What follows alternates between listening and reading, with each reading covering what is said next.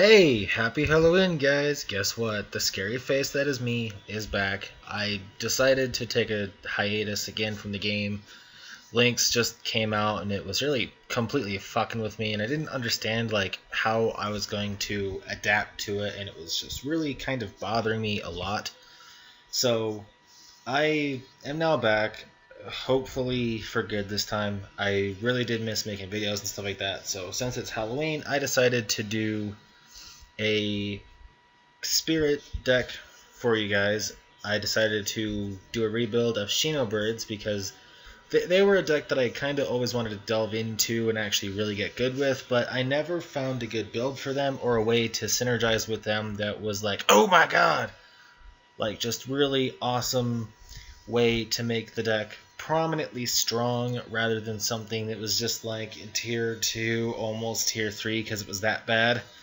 Like, everyone was doing the turbo ShinoBirds, and I didn't feel like it had any longevity. Like, if there was something that, like, if you didn't get rid of a back row or whatever, and your whole field gets wiped, there wasn't really too much recovery in terms of, like, how the deck would perform in a lot of those situations. So I tend to kind of try to stay away from those builds because I didn't really like the turbo ShinoBird builds that they had. So I decided to stay clear from them. So we were doing a build called ShinoWitches. It is ShinoBirds and Wind Witches. So for the ShinoBird core, we are running 3 Baron and 1 Baroness. Now, for those of you who aren't quite aware of the ShinoBirds and what they actually do, Shino Baron, when it's summoned, you return up to 3 monsters your opponent controls to the hand, and then you get to special summon a spirit from your hand, ignoring its summoning conditions, but it's only level 4 or lower, so don't get your hopes up for any super crazy bullshit shenanigans with spirits, because that doesn't work. But at the end of the turn, since it is a spirit, it bounces to your hand, but you get 2 ShinoBird tokens, and it's pretty nice. Another thing to note about these rituals is they do state the ritual spell name in the text, so it is searchable from pre-preparation of rites. Now, Baroness is pretty much opposite Baron.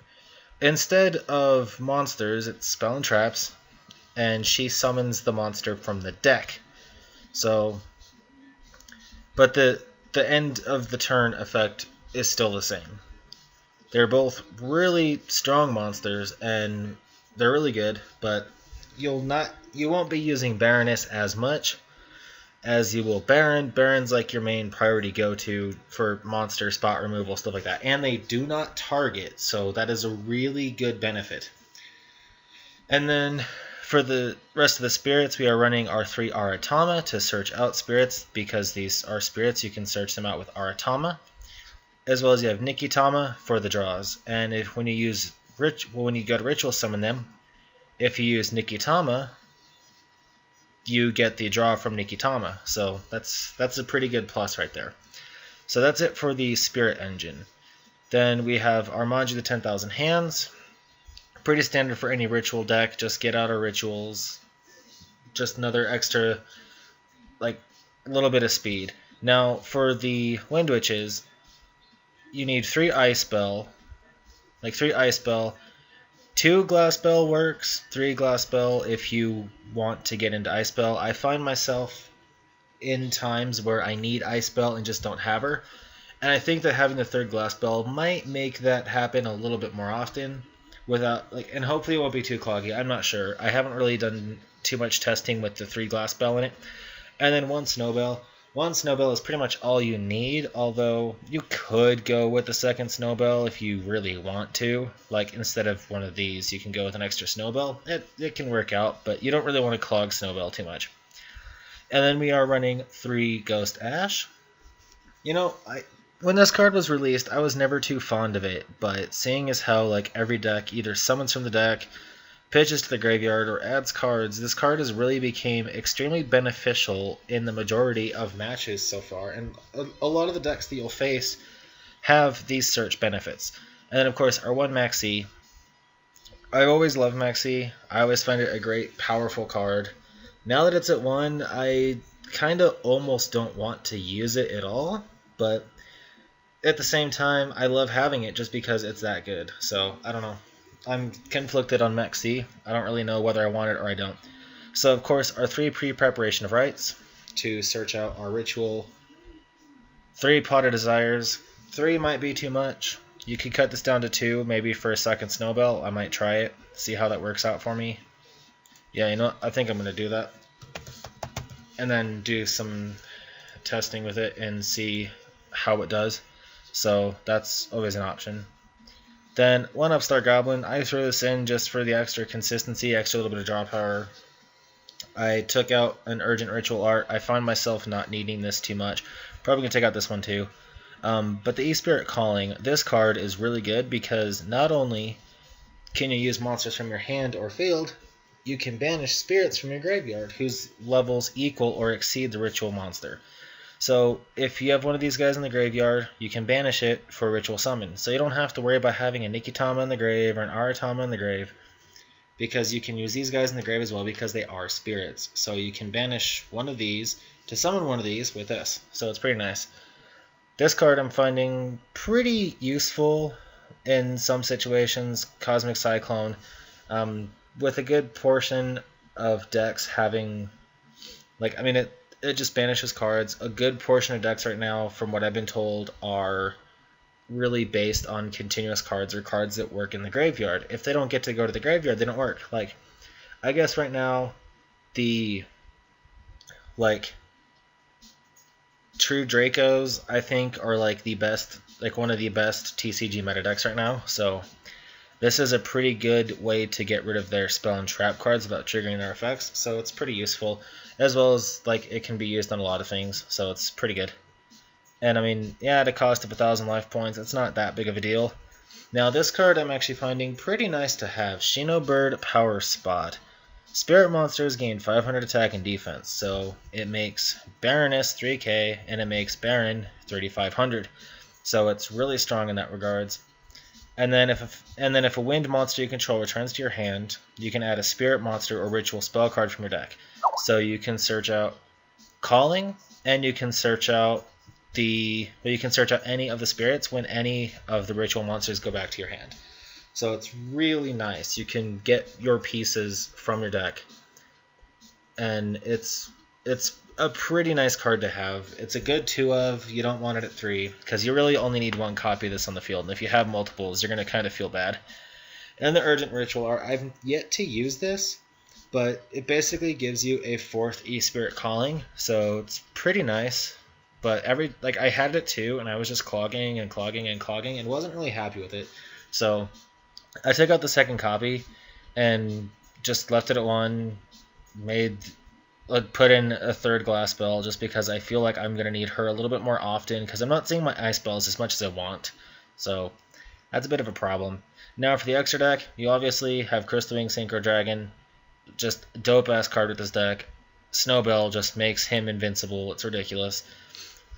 Cypher Lord Omega, always an incredible strong choice. Really good against links. It's just good against a lot of stuff, and it's always kind of a problem for players to be able to deal with this card. It's just a really strong option.